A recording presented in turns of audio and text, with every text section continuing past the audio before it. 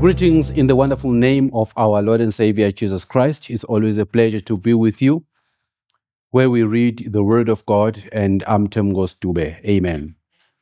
Today we do have the Word of God, and the title of the message today is At the Point of Rejection, You Are Not Alone.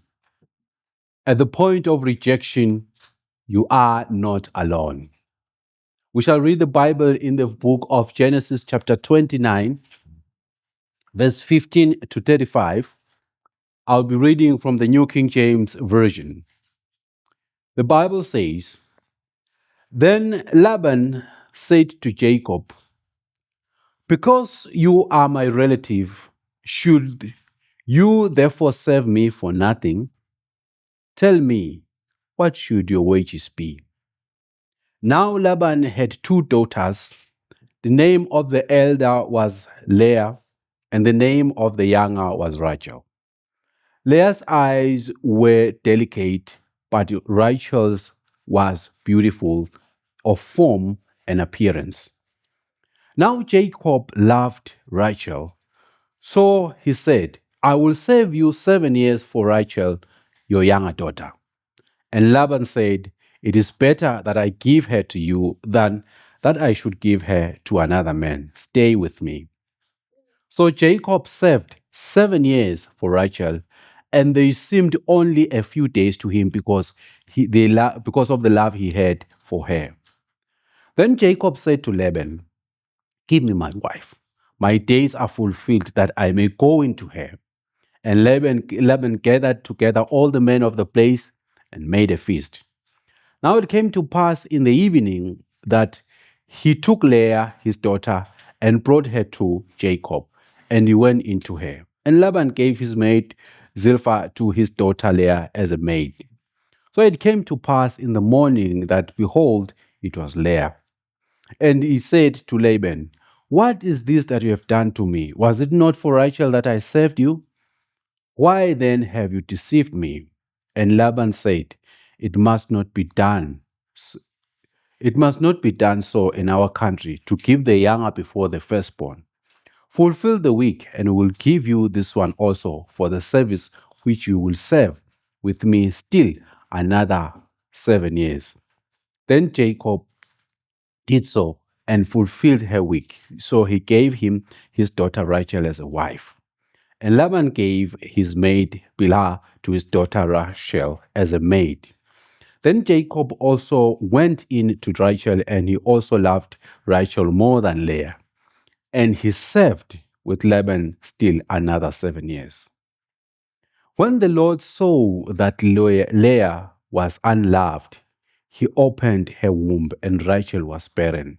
So Leah conceived and bore a son, and he called his name Reuben, for she said, The Lord has surely looked on my affliction.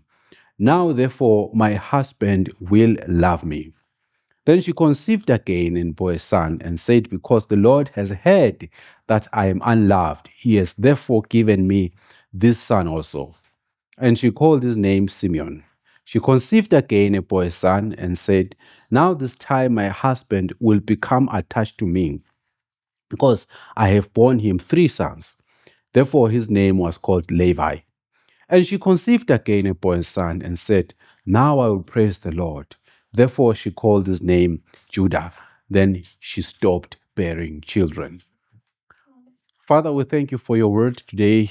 May we hear the purpose of this sermon and the purpose of your writing this text, and may it encourage us in our faith and our relationship with you, and make us more intimate to you. In Jesus' name, amen.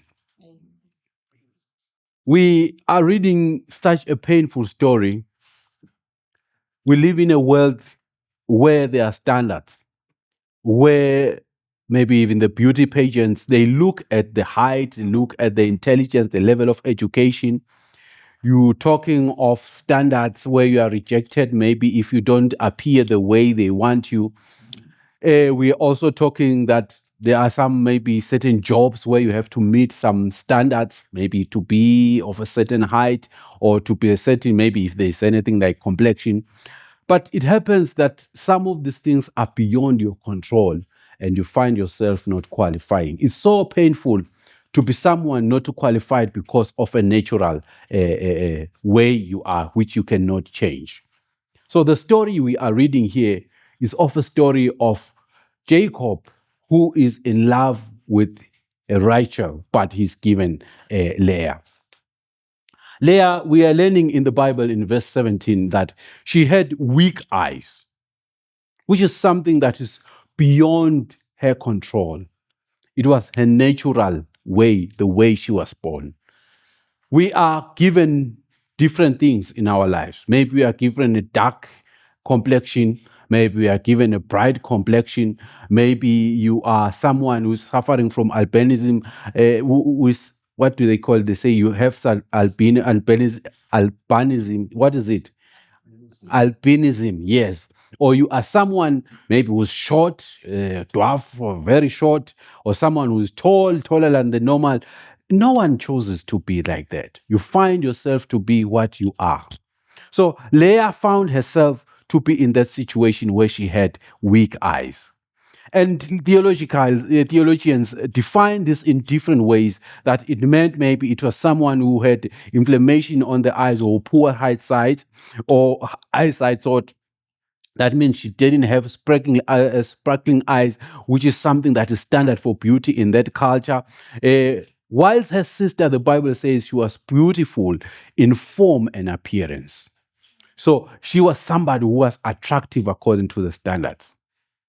So such conditions where you find yourself maybe not to qualify, maybe because of your color of your skin or because of the way you are, they make you feel like you are half a person. And most of the time, you find yourself accepting the list that you are given. Maybe you think, I cannot qualify, and you lose some opportunities. So we are looking into a life of Leah now, who is in that condition.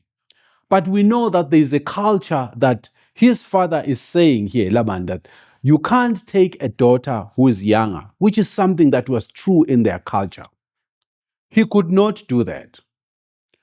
So it was in that condition, Jacob wants to marry Rachel, and he loves him.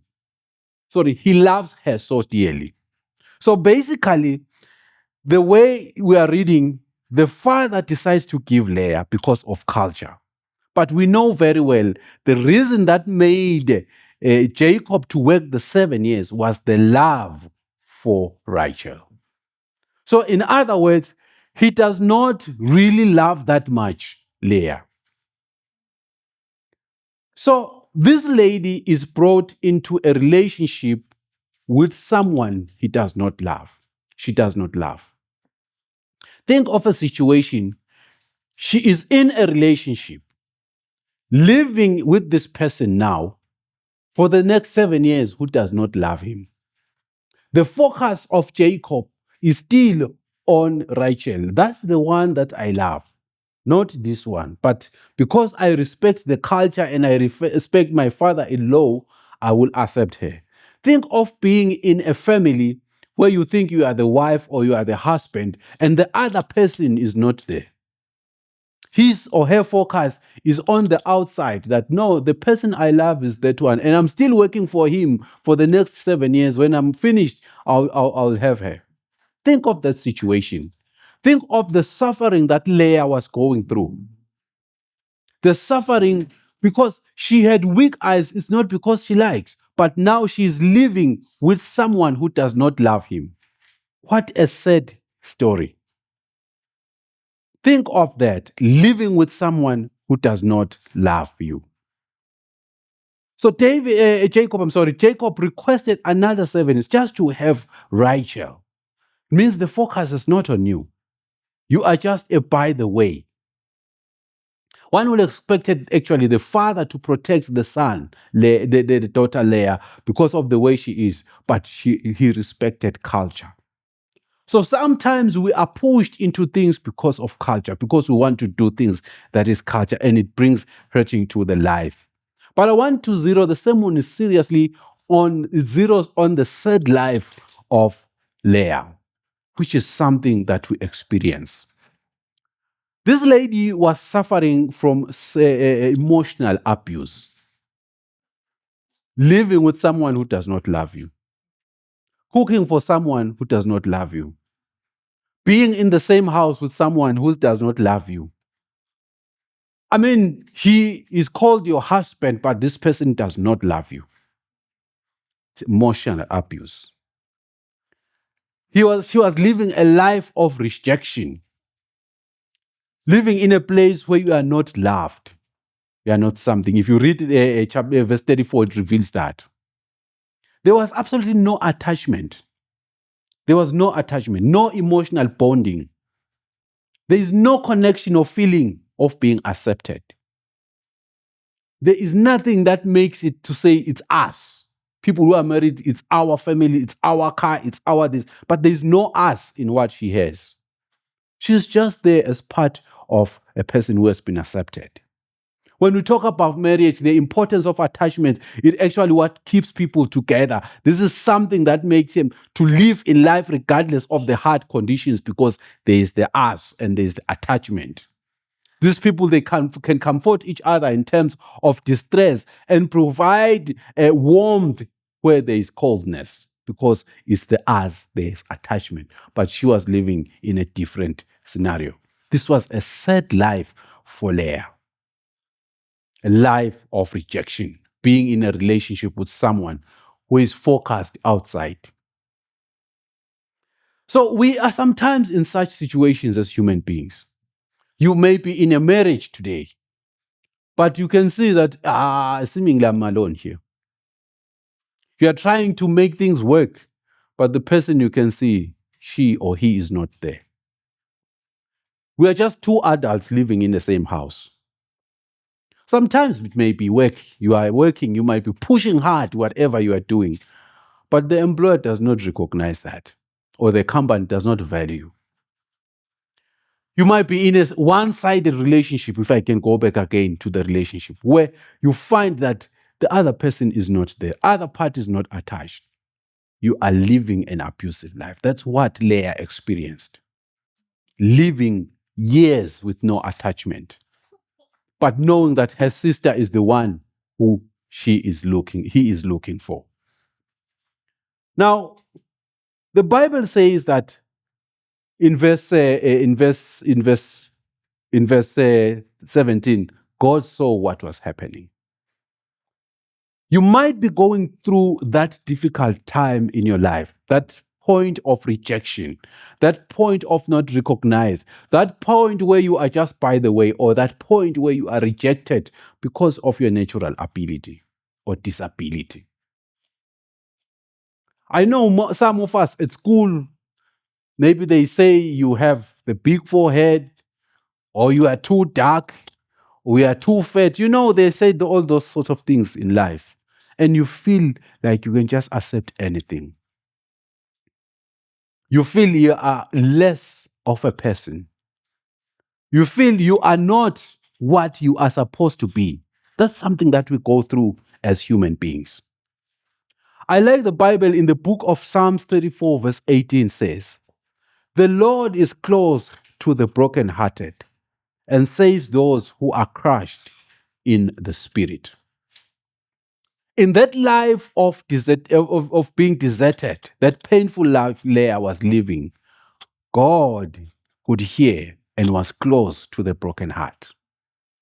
When you read Genesis chapter 29, verse 34, the Bible says, when the Lord saw that Leah was not loved, he enabled her to conceive, but Rachel remained childless.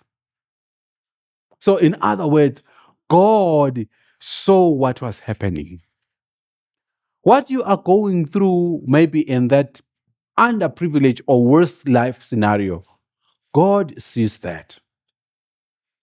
We understand that this lady was praying. As you read chapter 30 of Genesis, verse 17, she was praying for a child. And God saw and heard that, and he gave her children. They are 4 that are counted here, but finally she had 6. So God, when he was looking at the sons that she gave birth to, Surprisingly, there are two people who are very, very important even in our lives today. There is Levi and there is also Judah.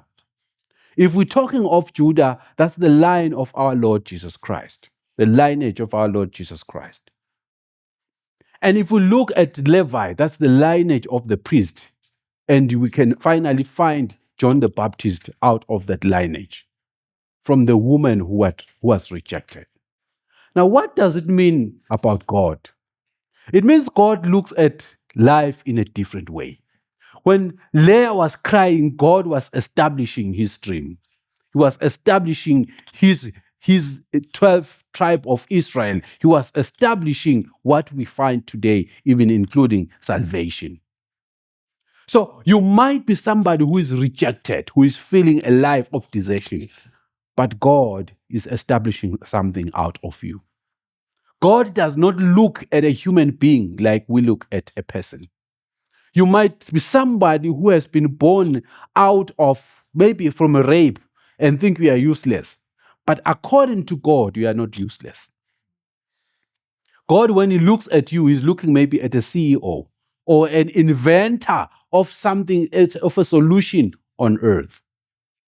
So God looked at Leah from a different perspective, that from her, I'll have the lineage of the Lord Jesus Christ. There is David there.